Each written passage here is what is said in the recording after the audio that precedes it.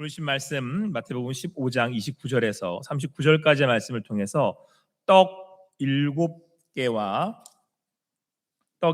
물고기 2마리라는 제목으로 주님 주신 은혜 함께 나누도록 하겠습니다. 여러분, 오늘 제가 오늘 본문을 이렇게 선택한 데에는 이 예수님이 베풀어 주신 기적이 풍성함으로 넘치는 그런 시간들, 그런 축제가 되었기 때문에 그렇습니다. 오늘 말씀은 사실 칠병이어입니다. 그러니까 타복음서들을 보면 오병이어의 사건으로 기록하고 있는데 마태복음에서는 칠병이의 사건으로 나옵니다. 그래도 이 사건 이 두 일 다 예수님께서 많은 사람들을 먹이시고 그리고 함께 나누는 그런 시간들이 되었습니다. 오병이어 때는 12강주리가 남았다고 그러고요. 오늘 이 마태복음의 칠병이어 때는 7강주리가 남았다라고 말씀하고 있습니다. 아무쪼록 여러분들의 삶의 자리에 이번 설 연휴간에 하나님께서 주시는 이 풍성함이 나누어지고 또 함께 누릴 수 있는 그런 시간이 되기를 축원합니다. 그래서 그런 의미에서 이렇게 이 말씀을 준비해 봤습니다. 우리 앞뒤에 좌우에 있는 분들하고 이렇게 인사했으면 좋겠습니다. 풍성한 설 연휴가 되시기 바랍니다.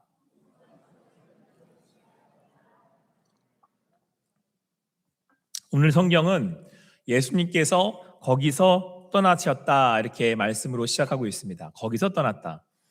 그래서 앞서 말씀을 살펴보면 예수님께서 가나안 지역에서 사역을 하셨죠. 그러니까 가나안의 이방 여자를 만나셔서 그의 딸을 고치시는 그런 일들이 있게 됩니다. 그리고 많은 사람들을 이방 땅에 있는 이방인들을 고쳐주셨습니다. 그리고는 떠나서 갈릴리 호숫가에 이르셔서 산에 오르셨다 이렇게 말씀하고 있습니다. 왜 오르셨는지 왜 가셨는지를 사실은 성경은 말씀하고 있지 않습니다. 그런데 평소 예수님의 행동으로 봐서는 산에 가신 이유는 이제 혼자만의 시간 또는 제자들과의 시간 또는 기도하는 시간을 가지려고 하셨다라는 것을 알 수 있습니다. 그러니까 예수님은 앞에서의 그 좀 힘들고 고됐던 사역을 뒤로 하고 아마도 교제하고 쉬는 시간을 아마 가지려고 하셨던 모양입니다. 자, 그런데 예수님을 계속해서 사람들이 따라온 거예요. 오늘 성경 말씀을 보니까 큰 무리가 다리 저는 사람, 장애인, 맹인, 말 못하는 사람, 기타 여럿을 데리고 와서 예수님의 발 앞에 앉혔다 이렇게 말씀하고 있습니다. 여러분, 보통 우리가 예수님의 그 이적을 보면 대부분 한 사람의 그 치유하시는 장면을 잘 묘사하고 있지 않습니까?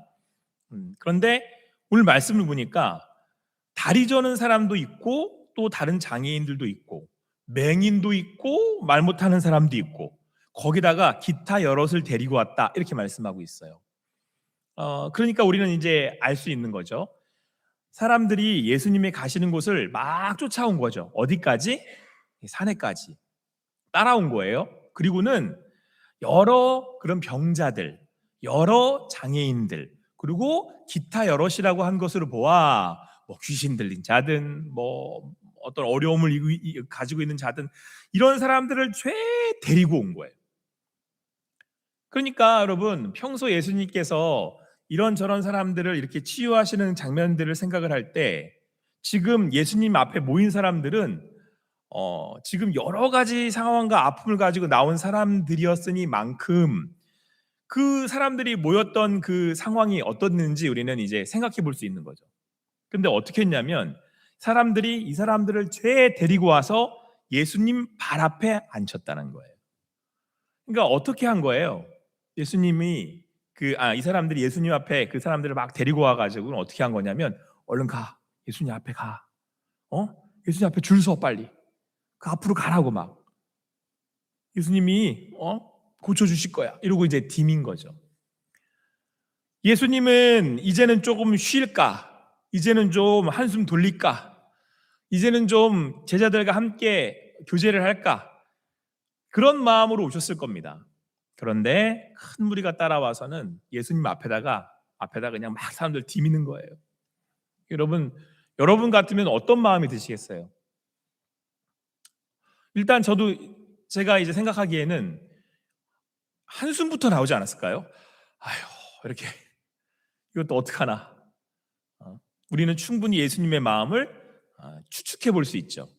자, 그런데 성경은 이 상황 앞에 예수님이 어떻게 하셨다, 어떤 마음이었다를 전혀 기록하지 않아요.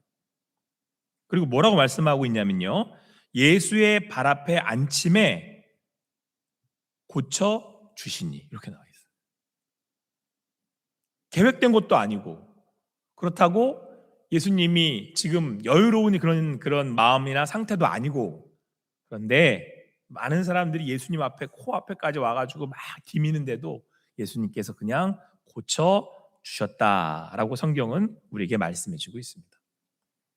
사랑하는 성도 여러분, 우리네 삶에 이런저런 아픔과 어려움들이 있습니다. 그리고 여기 성경에 나오는 사람들은 이제 더 이상 갈 데가 없는 사람들입니다. 어디 가나, 누구한테 가나, 난 이제 어떻게 하나, 그런 사람들입니다. 그렇게 본다면 누구 하나 반겨서 환영해 주지 못하는 그런 상황 가운데 있는 사람들이고, 그리고 어느 누구에게도 환대받을 수 없는 그런 상황 가운데 있습니다. 설사 또 내 상황이 어디에 간다 한들 편하지 않아요. 그런 사람들이 예수님 앞에 나왔을 때 예수님께서는 그들을 받아주셨습니다. 그들을 환대해 주셨습니다. 아무런 조건이나 아무런 말 없이 그냥 그들이 예수님 앞에 나왔다는 이유 하나만으로 그들을 고쳐 주셨습니다. 우리네 삶에 이런저런 상황과 이유 때문에 우리는 환대받지 못할 때가 있습니다. 내가 더 찾아갈 사람이 없을 수도 있고요. 나한테 닥쳐진 상황 때문에 갈 수가 없을 수도 있습니다. 그러나 오늘 성경은 우리에게 말씀해주고 있습니다. 누구는 우리를 맞아주시는 거예요? 예수님은 우리를 맞아주시는 거예요. 내 마음 둘 곳이 없어서 내가 어디 가야 되나라고 싶을 때 누구 앞에 가면, 저는 이 말씀 이렇게 묵상하면서 이 말이 너무 좋더라고요. 발 앞에 앉힘에, 이 발 앞에 이렇게. 오늘 이 예배하는 자리가 그 주님 앞에 그 주님을 뵙는 자리가 되기를 소망합니다. 여러분들 어떤 마음들과 어떤 상황 가운데 나오셨습니까? 세상에요, 여러분. 사람들은 다 나를 몰라도, 내 상황 다 이해하지 못해도 누구는 우리를 맞이하십니까? 예수님. 그리고는 예수님 앞에 나온 사람의 머리를, 저의 머리를 쓰다듬으시는 거예요. 어떻게 왔냐? 어디가 아파서 왔냐? 얼마나 힘들어서 왔냐? 오늘 이 시간 그 주님의 환대에 위로를 받고 하나님 앞에 고치심을 받는 여러분과 제가 되기를 간절히 소망합니다. 이 세상 사람 다 날 몰라줘도 주님은 아십니다. 그리고 언제 찾아도 우리를 맞아주십니다. 여러분, 항상 기뻐하고 쉬지 말고 기도하래요. 저는 제가 이 말씀 묵상하면서 이 말씀이 딱 떠올랐어요. 이유는 뭔지 아세요? 쉬지 않고 기도해도 그 기도를 누가 들으신다는 거예요? 우리 하나님이 들으신다는 거예요. 쉬지 않고 기도해도. 특별히 제가 이 말씀 묵상하면서 제가 생각난 한 그 일이 있습니다. 제가 어머니를 생각할 때 따뜻했던 기억 중에 제 마음에 남아있는, 그러니까 제 마음에 새겨져 있는 그런 사건이 있는데요. 제가 초등학교 때 저희 집 주변에 그 대학들이 많았습니다. 대학들이 한 3-4군데 됐어요. 그 당시에 대학생들이 데모를 엄청나게 했습니다. 그냥 늘 매주 데모했었던 것 같아요. 데모하면 체류탄 가스를 이렇게 터뜨리잖아요. 그러니까 온 동네에 그냥 체류탄으로 그냥 가스로 그냥 메워가지고 사람들 다 울고 다니고 그랬어요. 근데 제가 그날은 감기에 걸렸었거든요. 최근에 감기 이렇게 걸리신 분들 있던데 얼른 쾌유하시기 바랍니다. 네, 감기 조심하십시오. 어쨌든 저도 감기에 걸렸는데 더군다나 이제 체류탄 가스가 이렇게 터지니까 와, 이거 너무 힘든 거예요. 그러니까 어린 제 마음으로는 죽을 것 같은 거. 이러다 죽겠구나. 숨이 안 쉬어지니까 이러다 나 끝나겠다. 너무 막 공포가 밀려오는 거예요, 어린 마음에. 그래서 겨우겨우 막 그냥 정말 어떻게 하지 못해서 막 울며 불며 지금 막 기다시피 해가지고 겨우 집에 왔어요. 철문을 막 두드리면서 엄마를 막 이렇게. 그때 이제 엄마가 이제 어머님이 이제 우리말로 하면 이제 버선발로 막 뛰어 나오셔가지고 문을 확 여셨어요. 제가 어떻게 했을까요? 엄마한테 확 안기면서 막 울었어요. 와 그러면서 막 와 체류탄이 터져가지고 막 와 막 그러면서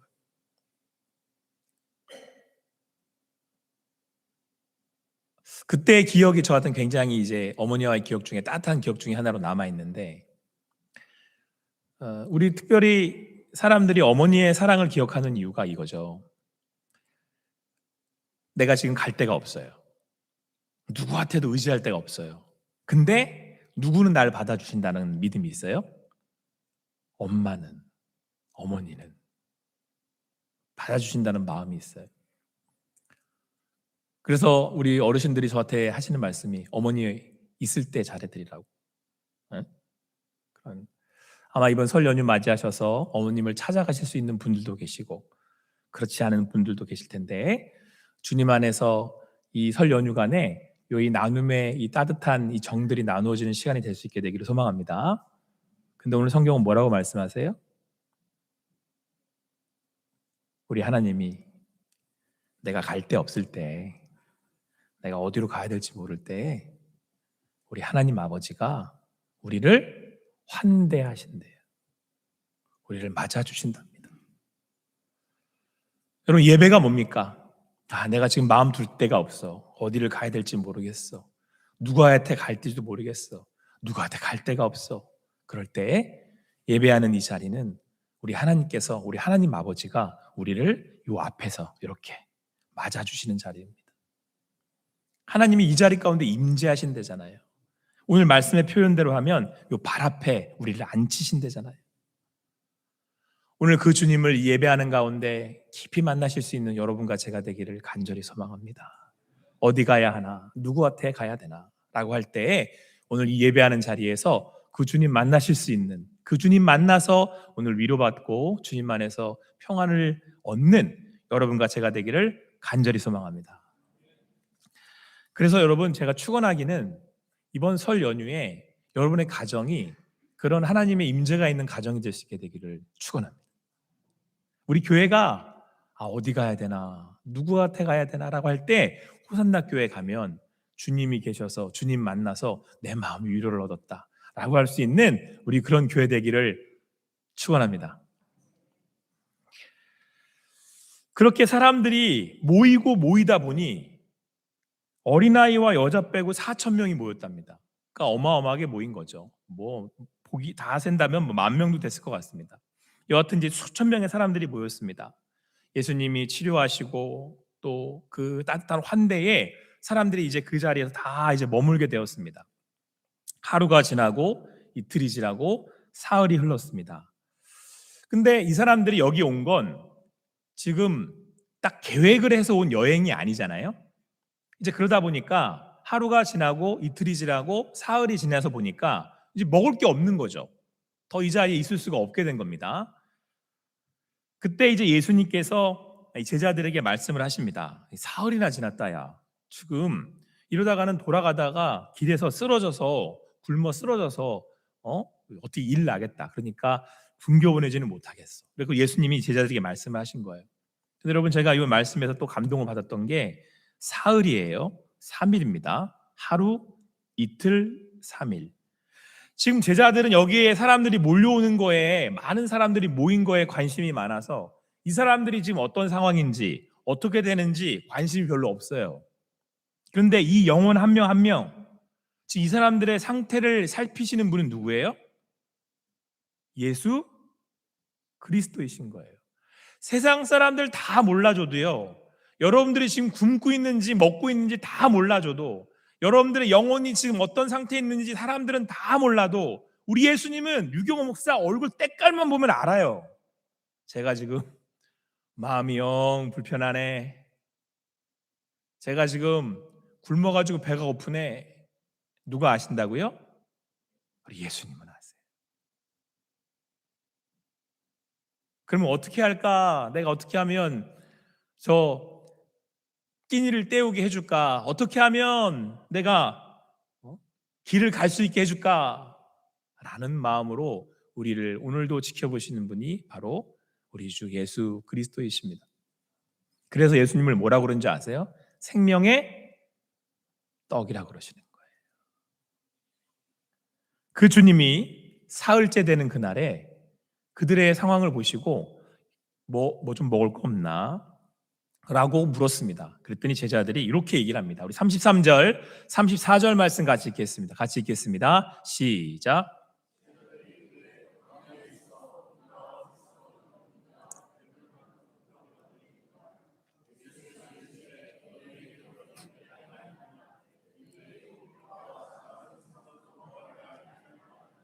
아멘.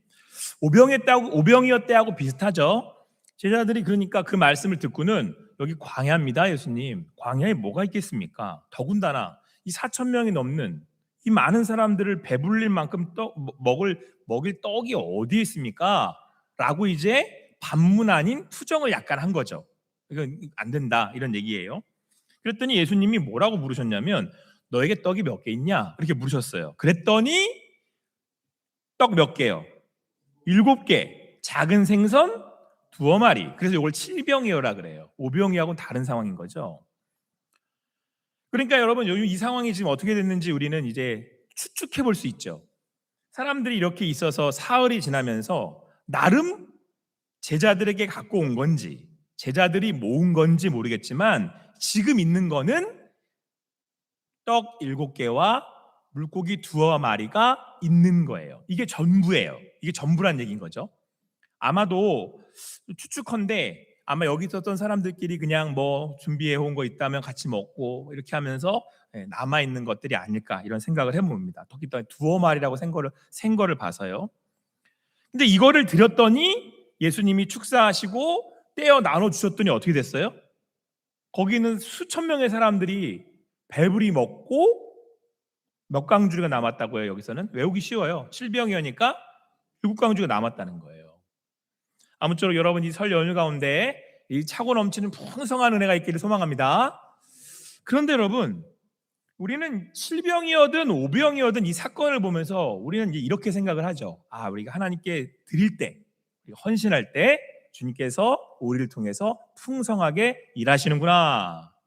여러분들의 헌신이, 여러분들의 드림이 그 주님의 복된 그 풍성한 나눔의 통로가 될 줄 믿습니다.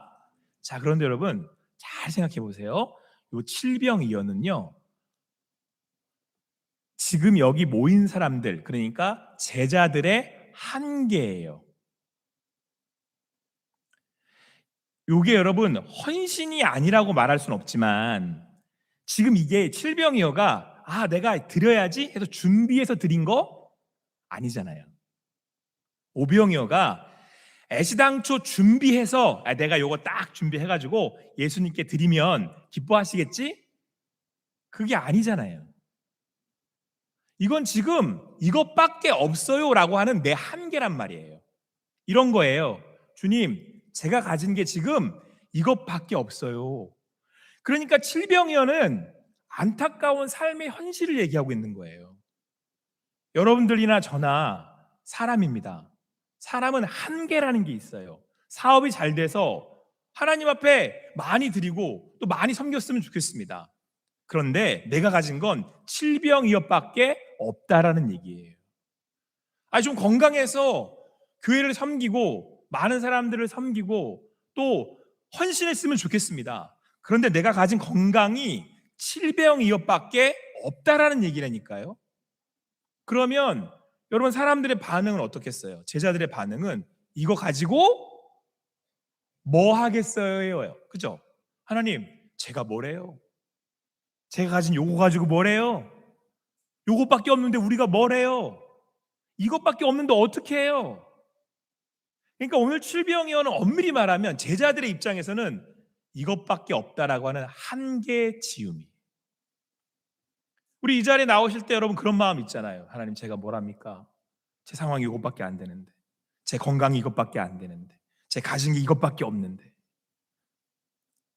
그런데요, 제가 이 말씀에 감동을 받고 감사한 이유는 뭔지 아십니까? 제가 하나님 앞에 그랬거든요. 하나님, 제가 가진 게 없어요. 믿지 않는 가정에 태어나서 아버님은 정년퇴임을 하시고 어머님은 편찮아서 지금 집에 누워 계시는데 제가 무슨 목회를 합니까? 아니 제가 무슨 전도를 합니까? 세상 부끄러운데 지압 가림도 못하는데 제가 뭘 해요? 근데 드려졌더니 예수 앞에 그 발 앞에 나아갔더니 예수님이 쓰셨다라는 겁니다.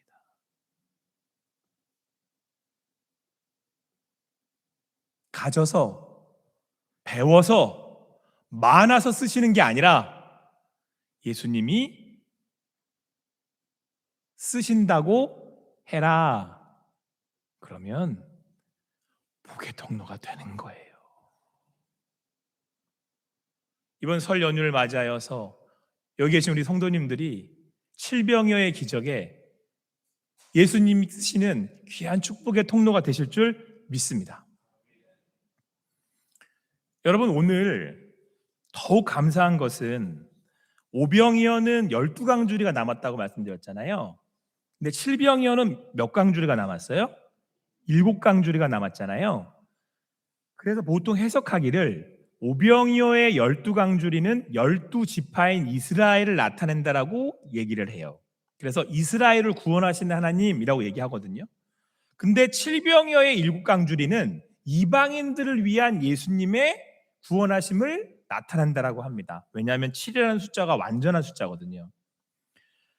여러분, 오늘 예수님께서 베푸실 때 딱 맞추지 않고 넘겨주셨잖아요. 12강줄이 남기고 오늘은 7강줄이 남기고.